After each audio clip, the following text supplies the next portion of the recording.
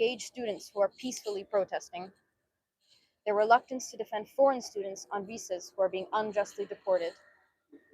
their reluctance to seek out alternative sources of funding for students and research, whether this means turning to their endowments or taking loans on their properties, their reluctance to keep our campus accessible to students and open to the world, as mentioned before, fencing neighbors out and forcing students to line the street are defunded and results die on the vine, and other players like China, EU, or Canada will emerge to take our place. The universities will lose generations of thinkers, as professors move abroad to follow the funding or don't come in the first place, as fewer and fewer graduate students receive funding to start their careers in research here, or as foreign students think twice before submitting an application, not to mention the US students that lose their appetite for further study and settle for something else. So, researchers in America will lose our place in the worldwide network of scholars, and if we are not careful, we risk being excluded altogether from the key discussions of our times. Students will lose our freedom to think freely and to aspire to something higher and better, untouched by the politics of the moment,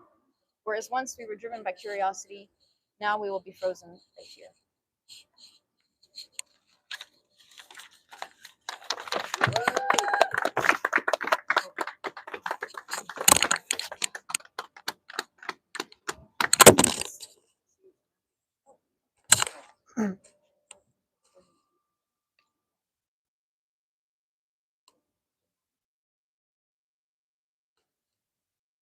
So I like the previous speaker, not really have anything strictly written down, but I have a rough bullet point sort of thing that I'm going to read off of.